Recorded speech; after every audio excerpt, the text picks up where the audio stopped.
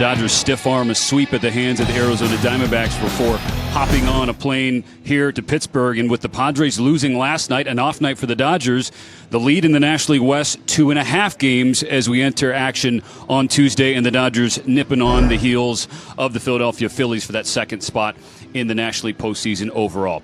All right, Bulldog, give us your thoughts on Clayton Kershaw, because in August he defied reality, father time, all of that. He's won 5 consecutive starts. Yeah, one of the strongest guys mentally in all the big leagues. He knows how to pitch, and in the midst of knowing how to pitch, he's brought different tools. He brought those tools to August and was super effective. And what he's looking for? Well, he's looking for good counts. He's looking for weak contact. He's looking to continue to be a great ground ball pitcher. He doesn't get as many strikeouts, but he's staying away from the home runs, and that formula has worked for him.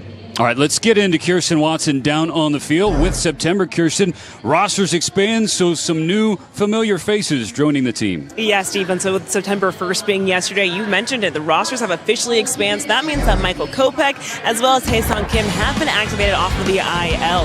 For Hae-Sung Kim, he was dealing with a shoulder injury, but he actually felt sliding into second. He was trying to play through for a few weeks, but ultimately just couldn't. For Michael Kopech, he was dealing with a knee injury. Actually had to go through a minor arthroscopic procedure. Both guys are healthy, ready to be back. So, of course, Michael Kopech is available out of the bullpen. Dave Roberts did say that he wants to give him a little bit of a softer landing out of the bullpen. And then for Hae-Sung Kim, he should be getting the start in one of these games this series, guys. Looking forward to it, Kirsten. Thanks so much for the insights. We're going to step aside for a moment on Sportsnet LA. When we come back, Carmen Mlodzinski throwing the first pitch for the Pirates to Shohei Ohtani. That's on the way. Is yet to give up a run in the big leagues.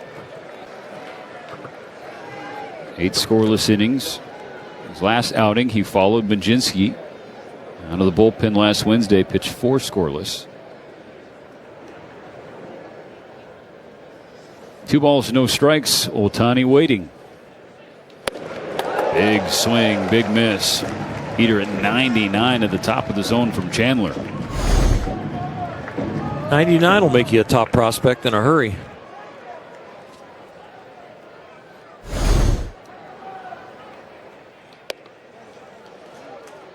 And he misses way outside, 3-1. 26 at-bats against him with 6 strikeouts, but in AAA, he was a strikeout pitcher, over 10 strikeouts for every 9 innings. Ohtani in the driver's seat. 3-1, a rocket to right field. This ball is gone. That is home run number 100 as a Dodger for Shohei Ohtani, and it got out in a blink in the Berg.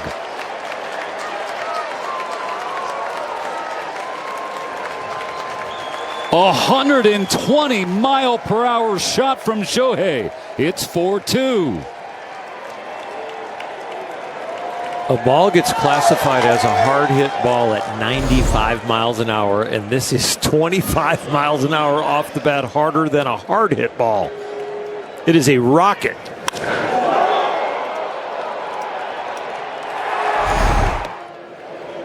You got to hit it 120 that low to get it over that double fence. Line drive, base hit center field. Will Smith 2 for 2. And I suppose Oral 3 for his last 3, because you got to include that walk-off home run on Sunday, which you say has locked him back in. Really, you think emotionally you're going to get locked in, but I think where it did for him, he only saw 2 pitches when he hit the walk-off home run. It made him realize how talented he is without a lot of preparation. You go to the cage, you're thinking... Change up at 92. Oh, is that it? Yeah. Okay. Teoscar Hernandez 2 for 2 into right center field. Freddie Freeman's going to score. It's a 1-run game. More exhilaration for Teo on first base, because, as we keep talking about, when he's going that direction, he's going in the right direction. How do you lengthen a lineup? Well, Pages drilled left center field, back toward the wall. It is out of here. Andy Pages gets right back to pounding Pittsburgh, and he ties the game with a solo home run.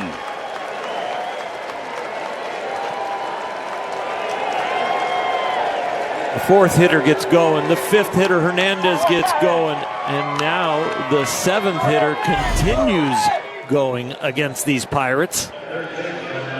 This is the Dodgers' 9th hard-hit ball against the Pirates' 2. So to let you know, Clayton is having a rough outing, but it's now tied because the Pirates have had good fortune and a couple of walks, and the Dodgers have pounded their way back to a tie game. Let's get to baseball, where the Brewers continue to be atop Matt Snyder's power rankings this week. The Fighting Pat Murphys still lead the majors in wins with 85. They've been in Matt's penthouse for more than a month. Biggest risers are the Giants, up 4 spots to 16. Biggest fallers are from the same division. Padres down 4 slots to 11. I'm Tommy Tran, now joined by our power rankings guru Matt Snyder and our MLB insider Jim Bowden. Guys, great to be with you. This is like old times. We're going to have Matt set up his power rankings, defend his selections, and then Jim's going to offer his thoughts and then add any other team news and any other things that an insider does for this show. All right.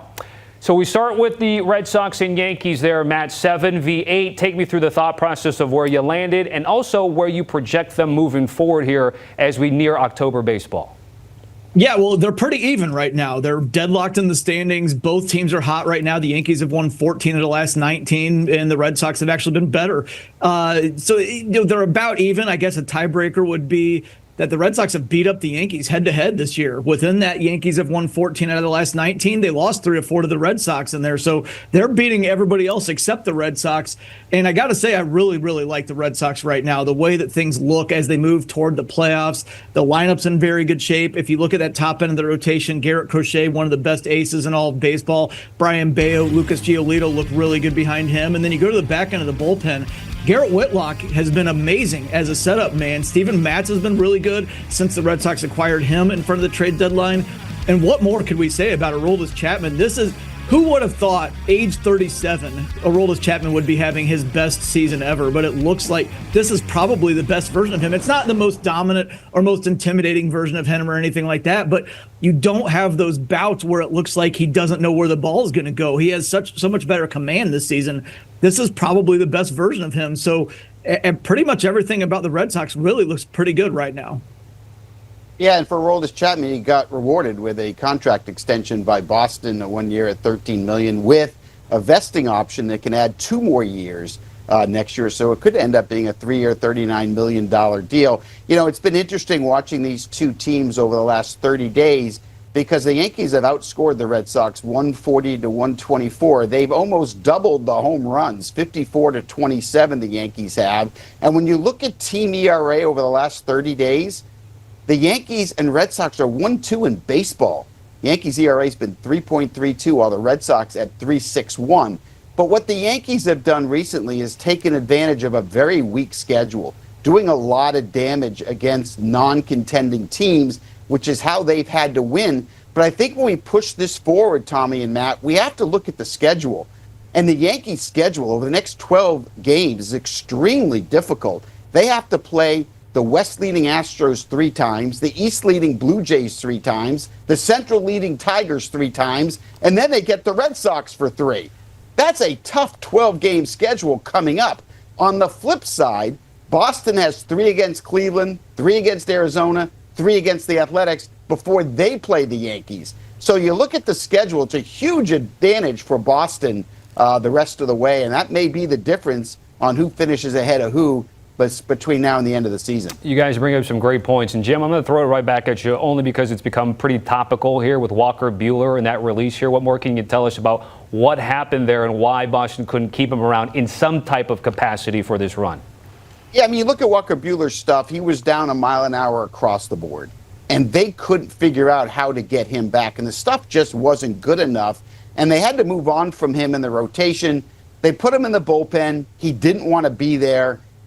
Kind of disgruntled, and so they just moved on from him, which I totally understand what they did. Now, on the flip side, the Phillies people took a look at him, and they feel they have found something that if they make an adjustment or two, they think they can get Buehler back. And remember this, when the Phillies signed Buehler, and by the way, Tim Mays as well, they both remember those guys pitching in the World Series last year. In the biggest moment on the biggest stage, both of them pitched extremely well. So the Phillies looked at Buehler and said, look, we think there's some mechanical things that we can adjust with him and get him back to being the guy we saw last October. And for them, okay, we're going to start, but he's going to start the game on the 12th at home. But look, if it doesn't work in the rotation, there's a guy they think they can put in the bullpen if they can make some adjustments and maybe get the guy that was so dominant for the Dodgers last October. So the Phillies take a dart throw in Walker Buehler, who's a former Dodger. It's a nice segue to the Dodgers, Matt Snyder, because the Phillies and the Dodgers are certainly right there in the upper echelon of your power rankings. But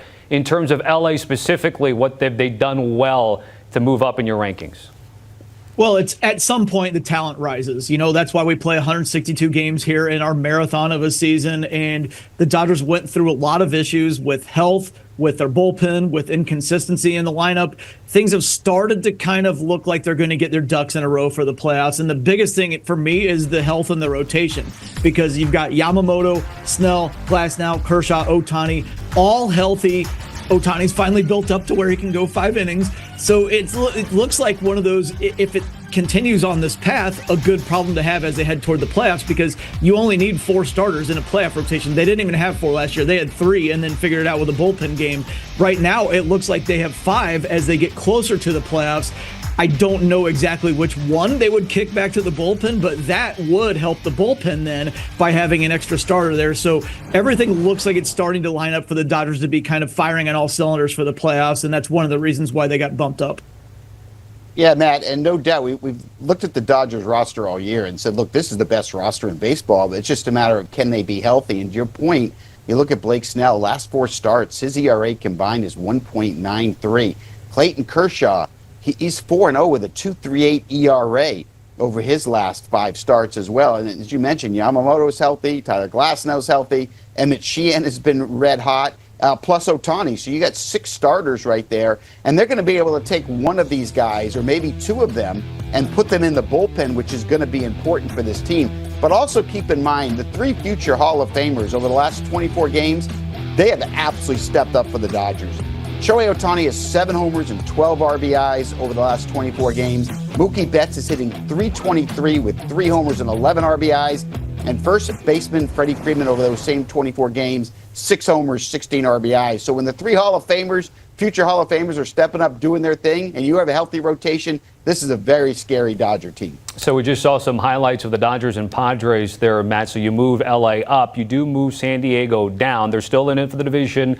Wild card race still looking good. But that lineup has been a bit of an issue here. Is it just sort of a bad spell for them, you think, or maybe a bad sign of things to come? Well, there's a little bit of a bad spell for sure, but on the season on the whole, I'm worried that they just don't slug enough. What happened to Slam Diego, man? I mean, only the Pirates are the only team that have fewer home runs this season than the San Diego Padres. It seems like Fernando Tatis Jr. just doesn't have his power stroke anymore. Jackson Merrill has kind of taken a step back there. A lot of issues in that lineup, and it's mostly, as I said, it's mostly the slugging there. Then you go to the bullpen, Jason Adam, kind of that freak injury on front of the mound yesterday. You don't see anything like that. Ruptured quad tendon, so he's out a while. In the rotation, Dylan Cease still pretty unreliable overall. They've lost 6 of 8. They do have a very easy remaining schedule, including 7 games against the Rockies. So they have time to get things right. It doesn't look like they're in danger of falling out of the playoff picture or anything like that. So still some time, but I would like to see a lot more power. I'll tell you that. Yeah, and I'm really concerned about the starting rotation, Matt. So I agree with everything you just said, but you brought up Dylan Cease. His ERA is 4.88 over his last 6 starts. And Yu Darvish, who's going to take them out tonight, he also has an ERA of 4.88 over his last 5 starts. And J.P. Sears, who they got from the Athletics at the trade deadline, he's at a 5.52 ERA over his last 3 starts. That's 3/5 of your rotation. And Michael King is still not healthy. He is still on the injured list with knee inflammation. He did throw a side yesterday. It went well. They're hoping to get him back next week, but that has been a huge loss for them. And then, as you mentioned, the injury to Jason Adam, he has been the best right-handed setup reliever in the entire league this year. In 65 appearances, a 1.92 ERA. And although they have a deep bullpen, I get it, with Robert Suarez and Mason Miller and Adrian Morejon, all 3 are all-stars, I get it. But taking Adam out of there is a huge blow for a team that struggles in the rotation as well. Plus, we didn't talk about Xander Bogaerts, one of the core players, their shortstop, one of their leaders, also out for the season as well. So, look, San Diego is going to make the playoffs, probably more likely as a wild card team at this point. But the injuries have piled up, and the lack of success in the rotation is a huge, huge problem for the San Diego team. And then let's get a quick thought on the biggest risers, the Giants. Matt, probably too little, too late, but Devers finally hitting bombs in August. Verlander with a vintage outing. Quick thought on San Francisco here. Yeah, they've won 8 of 9. They've crawled back to 500, but it is too little, too late. But yeah, like Willie Adames finally hitting. Rafael Devers on fire right now. Luis Matos looking really, really good. Look, they've won 8 of 9, and 5 of those were against the Cubs and Brewers. So it's not like they've just been beating up on weak teams. Kudos to the Giants, but as you said, too little, too late.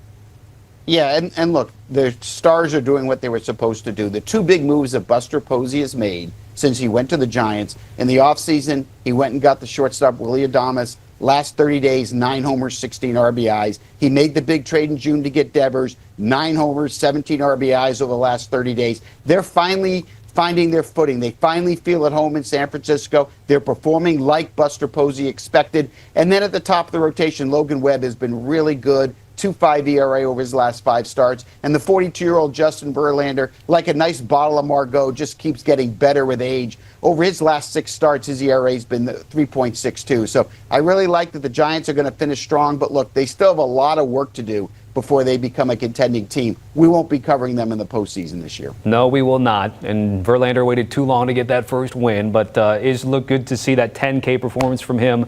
And as a Giant fan, again, bittersweet.